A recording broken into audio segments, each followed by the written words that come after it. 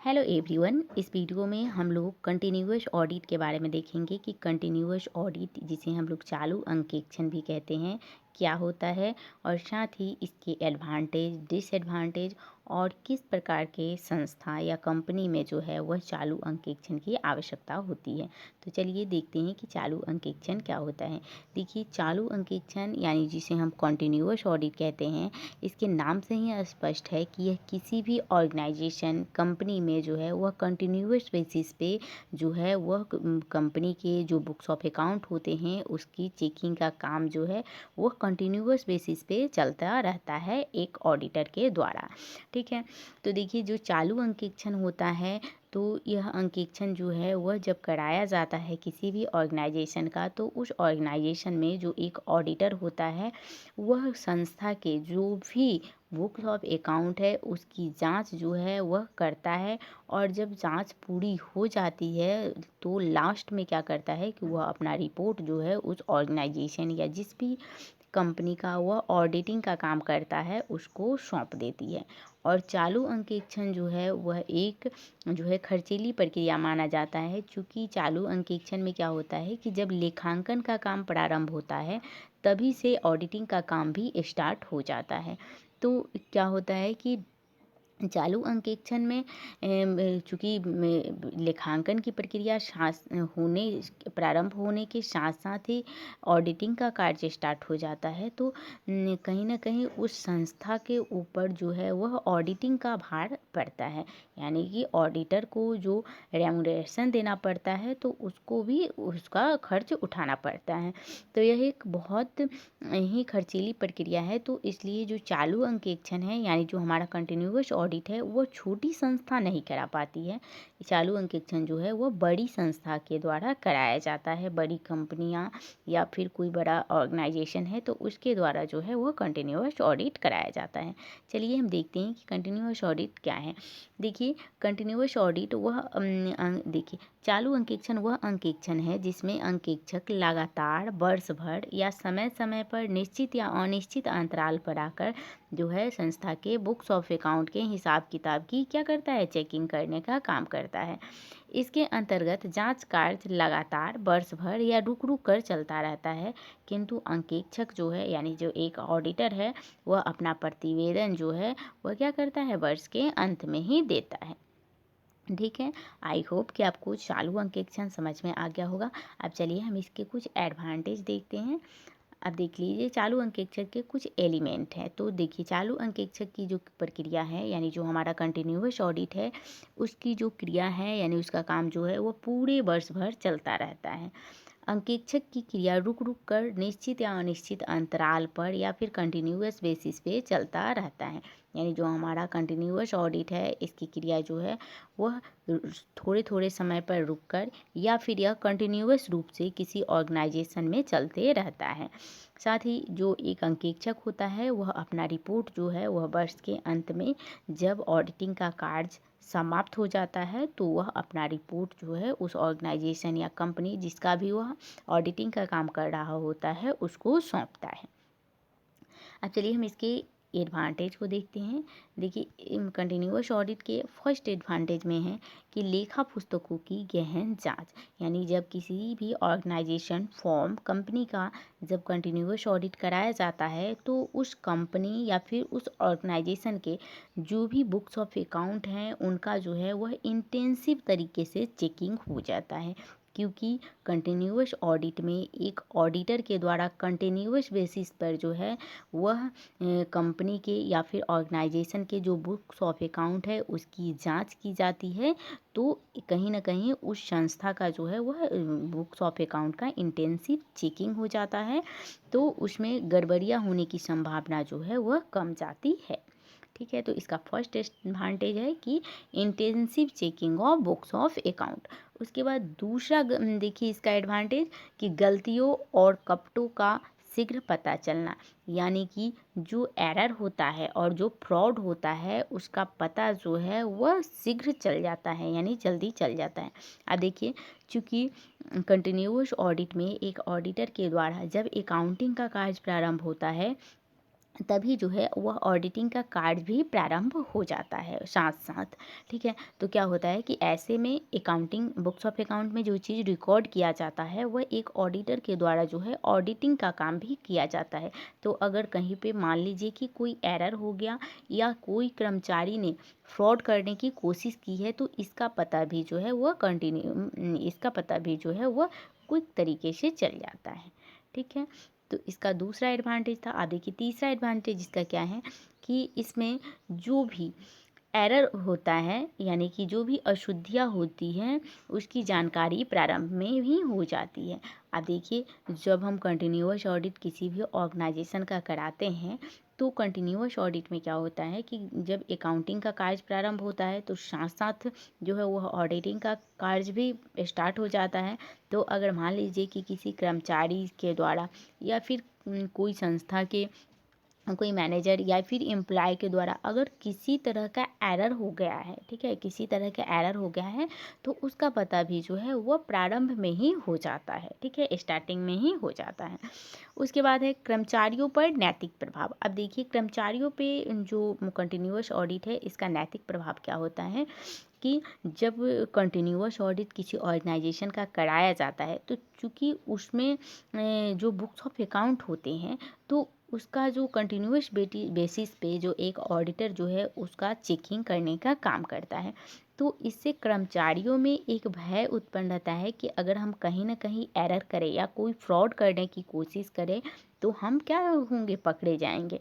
ठीक है, तो इससे उन पर जो ऑडिटिंग है यानी जो कंटिन्यूअस ऑडिट है, यह उन पर मॉरल इफ़ेक्ट भी डालता है जिससे वह गलती नहीं करते हैं। ठीक है, उसके बाद नेक्स्ट को देखिए इन अंतिम खाते का शीघ्र प्रस्तुतिकरण, यानी कि जो हमारा फाइनल अकाउंट होता है, प्रॉफिट एंड लॉस अकाउंट या फिर जो हमारा बैलेंस शीट होता है, तो जब हम कंटिन्यूअस ऑडिट करते हैं तो जो बैलेंस शीट होता है या फिर जो प्रॉफिट एंड लॉस अकाउंट होता है, इसका जो प्रेजेंटेशन है वह जल्दी हो जाता है।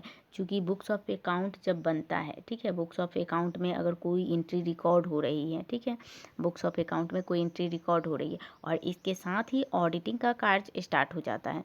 तो ऑडिटिंग का कार्य स्टार्ट हो गया यानी कि जो संस्था के जितने भी खाते हैं इनके चेकिंग का काम हो गया। तो अब क्या होगा कि उनका प्रेजेंटेशन जो है वह जल्दी हो जाएगा। ठीक है, तो चालू अंकेक्षण के यह भी एक एडवांटेज है।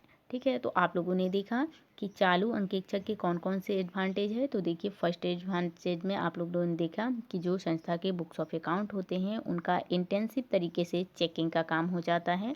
दूसरा एडवांटेज देखा कि इसमें किसी भी तरह का अगर एरर हुआ है, फ्रॉड हुआ है, तो उसका पता जो है वह जल्दी चल जाता है। साथ ही अगर कोई एरर हो जाता है तो उसकी जानकारी जो है कंटिन्यूअस ऑडिट में प्रारंभ में ही हो जाती है। साथ ही कर्मचारियों का नैतिक प्रभाव भी कंटिन्यूअस ऑडिट पे पड़ता है। और लास्ट एडवांटेज आप लोगों ने देखा कि अंतिम खाते का यानी जो हमारा फाइनल अकाउंट होता है उसको जब हम कंटिन्यूअस ऑडिट कराते हैं तो उसका प्रेजेंटेशन जो है वह जल्दी हो जाता है। ठीक है, आई होप कि आपको एडवांटेज समझ में आ गया होगा। अब चलिए हम चालू अंकेक्षक के कुछ डिसएडवांटेज है इसको भी डिस्कस करते हैं। तो देखिए चालू अंकेक्षक के डिसएडवांटेज कौन कौन से हैं।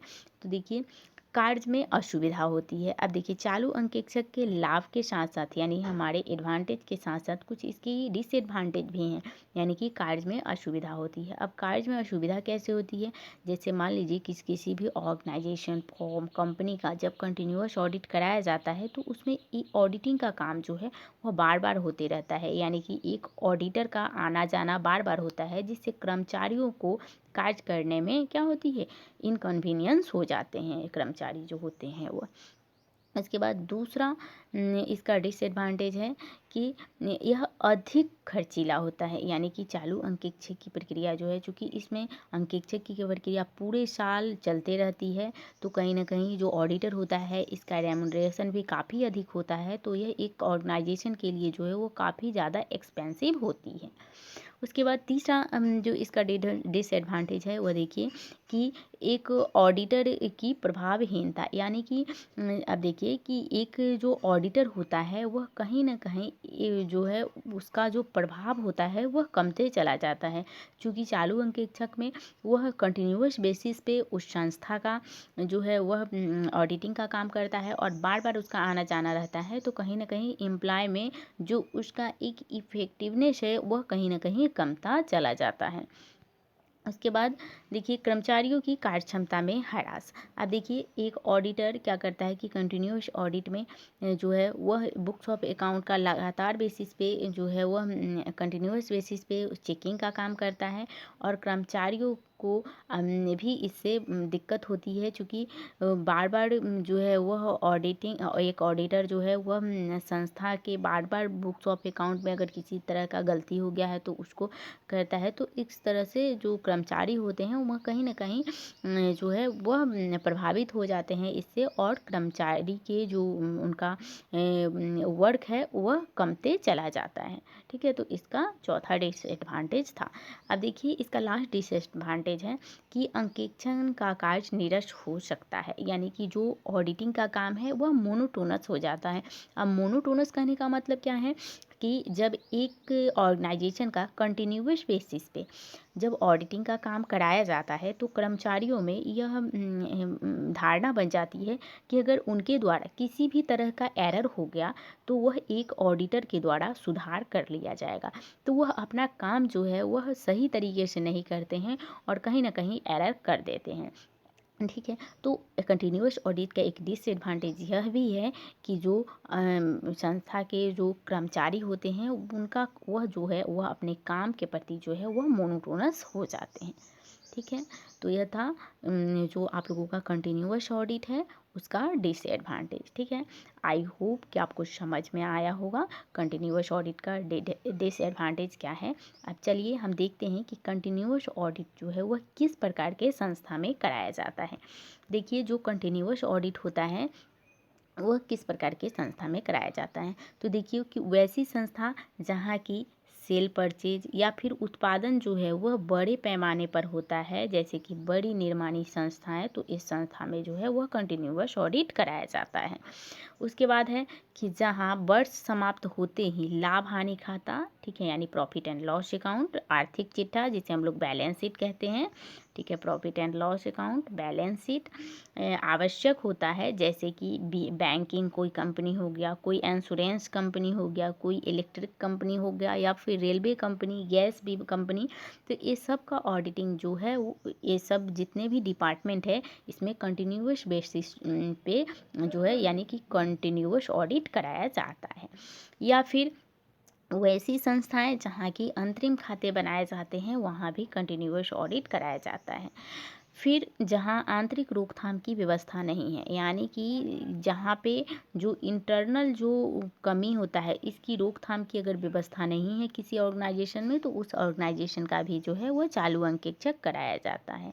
या फिर जहाँ नकद लेन देन की मात्रा अधिक होती है, यानी कि जहाँ कैश बेसिस पे ज़्यादातर जो है वह काम होता है, तो वहाँ पे जो है वह कंटिन्यूअस ऑडिट कराया जाता है। या फिर जहाँ गहन जांच की ज़रूरी होती है, यानी कि अगर कोई ऐसी कंपनी या फिर कोई ऐसी संस्था है जहाँ इंटेंसिव तरीके से चेकिंग होता है तो उसको भी जो है वहाँ भी जो है वह कंटिन्यूअस ऑडिट का जो है वह ज़रूरी समझा जाता है। तो इस तरह की संस्थाओं में जो है वह कंटिन्यूअस ऑडिट कराया जाता है।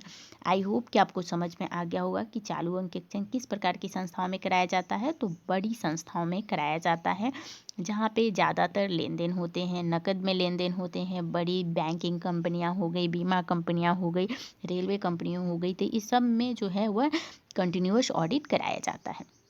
ठीक है, तो आप लोगों ने देखा कि चालू अंकेक्षण क्या है, इसके एडवांटेज डिसएडवांटेज और साथ ही किस प्रकार की संस्था में जो है वह चालू अंकेक्षण कराया जाता है। ठीक है, तो अब हम नेक्स्ट वीडियो में कुछ इसी तरह का टॉपिक लेकर आप लोगों के लिए आते रहेंगे, तो आप हमारे साथ बने रहिए। वीडियो पसंद आ रहा है तो आप लोग इसे लाइक कीजिए, चैनल को सब्सक्राइब कीजिए और वीडियो को शेयर कीजिए। तो हम मिलते हैं नेक्स्ट वीडियो में, तब तक के लिए थैंक यू वेरी मच।